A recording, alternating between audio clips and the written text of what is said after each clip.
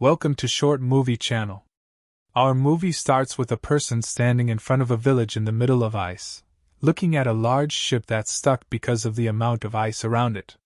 The person then enters the village, and we find out his name is Morrow. The next day, we see two people looking at the ground and finding some cell phones that have been thrown and burned. It's very strange because, honestly, who would burn their own phone? They wonder what's going on and realize they are two police officers, the first one named Don and the second named Rigo. As they look at the phones, they guess they could either be from a group of husbands who can't stand their wives or maybe some kids who stole the phones and threw them here. But Don feels like there's something more behind these phones, although he doesn't want to bother Rigo with it. Then we move to the village in the middle of the ice, where we see Mira standing with one of the villagers. Mira is Don's ex-wife, but they've been separated for a while. Mira is about to leave, and her friend is saying goodbye to her, telling her that she could stay for the next 30 days if she wants, and stay in her house. It's strange because the rest of the village is also preparing to leave, buying food and drinks, and saying goodbye to each other, saying they'll return in 30 days. We learn that the village is in a region with 30 days of total darkness every year due to a solar eclipse that happens. So for 30 days there's no sunlight. Mira leaves to catch her flight, and Don and Rigo arrive at the village. On their way, they see someone driving a car with a gas leak, and when they stop to talk to him, there's a lot of chaos. Meanwhile, someone is secretly killing dogs in the middle of the town without anyone noticing.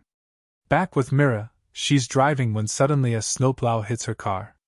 A person standing nearby tries to help, but she asks him to stay away and calls Don for help. Don, upon seeing her call, is happy as if he's been waiting for her to contact him, but when he realizes she just needs help, he gets disappointed. He was hoping for a nice word from her. He tells her he'll send Rigo to help her and asks Rigo to go meet her. Meanwhile, Don heads to the house of the dog owners who have been killed, and he promises them he'll investigate and find out who killed their dogs. Back with Mira, she waits for Rigo, who arrives to take her to the airport, but they miss the flight. Mira is very upset and doesn't want to stay in this place for another 30 days in the dark. Rigo advises her to go talk to Don, as he really loves her. Don, meanwhile, returns to the police station, where we find out his brother works with him. There's also an older woman at the station, and they find out there's an issue with their internet network. Don goes to check with the distributor, who confirms the problem but says he can't solve it. At the same time, we see a night watchman feeling like something's off in the area. As he investigates, a group of strange people surrounds him and bites his neck. We discover they are a group of vampires and cannibals. Back in the village, Morrow, who had been looking at the city earlier, is now in a cafe saying he wants a burger. The waitress tells him it's not available, and Morrow says he needs to eat it as his last meal before he dies. Everyone is confused, and he tells them that their lives will end once they arrive. Meanwhile, Rigo has taken Mira back to the restaurant, where she overhears Morrow's conversation. When Don hears Morrow talking like that, he rushes to find out what's going on, but Morrow tries to escape. At that moment, Mira pulls out a gun, aiming it at him, and they take him back to the station. At the station, Don tries to get information from Morrow, but he's unresponsive, only saying one thing, that the end is near. Meanwhile, the internet and phones are still down. Don tells them he'll go out to check what's causing the problem, but Morrow laughs, saying nothing will stop them, and warns them to close the windows and hide if they want to live. Everyone gets scared by his words. Don asks Mira and Sam to keep an eye on Morrow and be aware of his actions. Don goes out into the street to check what's cutting off the internet and communications, but as soon as the lights go out, he hears a strange noise in the city. He walks until he finds blood and realizes that Rigo has been attacked and eaten. He gets scared and rushes back. We see the husband and wife whose dogs were killed, and they're in their house. But suddenly, one of the cannibals and vampires breaks through the window and enters. He grabs the woman, and her husband doesn't know what to do. By the time he goes to grab the rifle, his wife is already being dragged away. At the police station, Morrow is shouting, asking them to open the door so he can try to escape. He tells them they need to run too. Morrow keeps provoking Sam until Sam gets up to stop him, but in that moment, Morrow grabs Sam by the neck and almost breaks it. At that point, Don enters the station, shoots Morrow in the arm, and then drags him inside. He asks him who he's talking about, and he pulls Morrow's hair and beats him, saying many people have died. But Mira calms Don down. They're all in disbelief at what happened, so Don leaves to see what's really going on. Mira insists on going with him, leaving Sam and the old woman at the police station. On their way, Don and Mira walk to check out what's happening, but Mira notices someone strange coming toward her, so she leaves him and takes Don with her to the car. But suddenly, someone jumps onto the car and starts hitting it hard, and Mira manages to knock him off and run over him. They don't understand what's happening or what these people are. When they get back to the station, they find a lot of blood everywhere, and they realize that Morrow is the only one left alive. Unfortunately, Sam and the old woman have been killed. Don breaks down, and Morrow starts crying, saying they need to get revenge. Don tries to understand who these people are from Morrow, but he can't make sense of his rambling. Don is still in shock because of his brother. In the streets, we see a large group of vampires and cannibals spreading out, killing everyone they come across. We then see Jocko, the vampire leader, talking to them, saying they need to separate the head from the body. He also says he doesn't want anyone from the village to turn into a vampire. He laughs an evil laugh, saying he should have brought them to this village a long time ago because there's some really good meat and blood here. At a house in the city, a group of people is gathered, scared and confused, not knowing what to do. But suddenly, vampires attack from every direction and start killing everyone in sight. There's screaming, death, and chaos in the city. A group of survivors who were hiding manage to reach a restaurant, and Don and Mira get there too. When Don enters, he finds his brother Sam still alive. They hug and rejoice, realizing they need to stay hidden. They start talking to figure out a safe place to go. One of the girls in the group says there's a place in the art house, and she knows about a back entrance that leads to the upper floor. She suggests they can hide there without anyone knowing. Don then tells someone to take them to this art house, but he'll first go to get some torches and bats to slow down the vampires. When Mira sees Don walking, she decides to go with him, and they both get in the car and head to the place. However, halfway there, the car breaks down in the snow, and suddenly, vampires surround them from all directions. Don tries to shoot at them, but Jocko appears and grabs his gun. The vampires flip the car over with them inside, and they try to pull Don and Mira out. After a fierce struggle, Don and Mira cling to the car, refusing to leave it. Suddenly, a large vehicle, one of those used for digging through the snow, appears and hits the vampires with the car. This scatters them, and the person driving helps Don and Mira get away from the vampires. They get in the vehicle and head to the art house the girl mentioned, but on the way, they take extreme precautions because they're afraid that if they leave the vehicle, they might find vampires above them.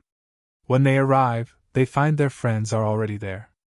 They go up to the upper floor, and Don starts talking to them, telling them they need to keep the food and water they have and that they must not make any loud noises.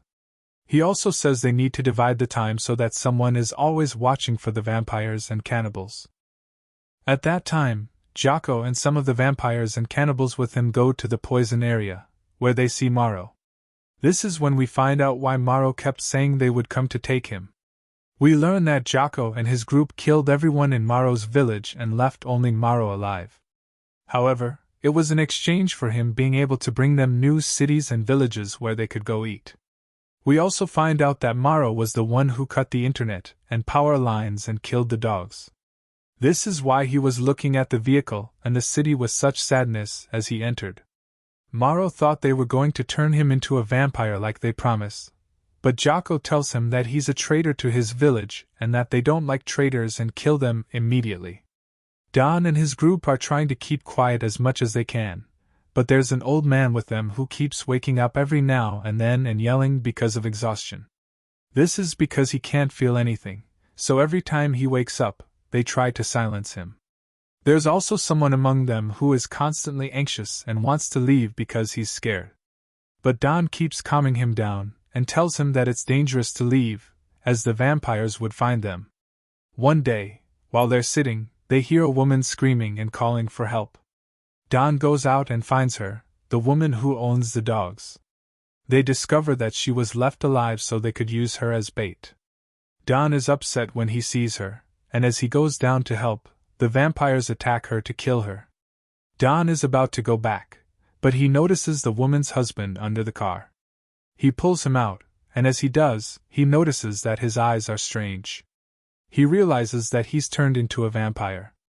Don punches the man and ties him up with the ropes and chains around him. He then notices a pickaxe nearby, so he picks it up and kills the man. Don rushes into the house before any of the vampires or cannibals spot him. They all stay inside, very scared. The old man wakes up and insists on going out, but Mara and his son stop him. He tells them that he needs to go to the bathroom. After a while, they start worrying when he takes too long. When they open the door, they find that he's escaped through the window. At that point, the old man's son gets nervous and wants to go after him, but Mara tries to stop him. He pushes her away and rushes out. Don immediately goes down to see what's happening and tries to calm Mara down. But they are startled by a noise behind them. A vampire is trying to get in. Don quickly grabs Mara and rushes her into the bathroom to hide. The vampire is about to break in, but they manage to silence the sound of the vampire by muffling a noise coming from outside. That noise is from the young man who had gone to look for his father. The vampire kills the young man and his father, and Mara is devastated, but Don comforts her. He then tells her that they need to be more careful and hide upstairs again, just like before. The next day, they hear strange noises outside, so they check through the peephole. They see a massive snowstorm covering the area and fog surrounding everything. They realize they need to go down one by one to the restaurant to get some food to survive the days they'll be stuck there. They get to the restaurant, and this is when they encounter a little girl. They initially think she's just a regular girl who needs help, but they are shocked when they realize she's a vampire too. Don is the only one with a weapon that can kill her. He gets close to the girl, but she disappears quickly, only to reappear and try to bite him. A fierce fight ensues between them. Of course, because she's a vampire, she's incredibly strong.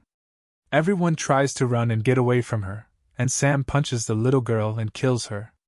He starts crying, feeling sorrowful because he killed her, even though she was a vampire. They continue gathering food from the restaurant, but suddenly the storm disappears. It becomes difficult for them to return to their hiding place, so they stay anxious, worried that the vampires might attack from anywhere. They start discussing the fact that vampires are afraid of light, radiation, and strong winds, and they realize they need to find a way to use radiation to scare them. Don then comes up with a plan to distract all the vampires and lead them towards him so his friends can reach the police station and hide there. This is because the police station has a communication device that can help them reach anyone outside the city. Don leaves first and starts making noises to draw the vampires' attention. And they really hear his voice and run after him, but they also hear the sound of others running, so the people run after them. And indeed, they manage to catch one of them and kill him. But Sam and Mira manage to make the others run fast until they get to the police station. As for Don, he hides in the first house he encounters, where he stays inside and hopes the first vampire will come in so he can try the radiation device on them. And indeed, the first person who enters gets hit by the radiation device, falls in love, and collapses on the ground. Don has a walkie-talkie, so the others hear him, and he tells them that one of them needs to be strong and go out to operate the ice drill so he can also deal with the vampires and cannibals. He keeps walking, and whoever crosses his path, he steps on. He continues like this until he gathers them all around him, and he's able to enter a house to hide inside, where he keeps shooting them with the gun he had hidden, and he even brought a box of explosives he found in the police station. He thinks about the place but decides to throw himself out before it explodes. Unfortunately, one of the vampires hasn't died yet, and they see the vampire, kill him, and Don watches everything happening, feeling very sad for his friend. But he can't do anything about it. So Don and a few of the remaining people enter the house again. But one of them speaks up, saying that a vampire has bitten him, and that he's going to turn into one of them in less than an hour, and he's the one who will finish them all. So Don takes him and locks him in a room and finishes him off. The shock hits everyone, and no one believes what's happening. Everyone is extremely tense and scared, trying to keep their cool. They stay sitting in place until one of their colleagues sneaks behind them, and Don follows him to see where he went. But when he finds him, he sees that he's taken his wife, sister, and child with him and killed them all. He says this is better, and that he's put them out of their misery, and that he will kill himself now to rest. Don stops him and convinces him not to kill himself. They get out of there and find out that another storm is coming.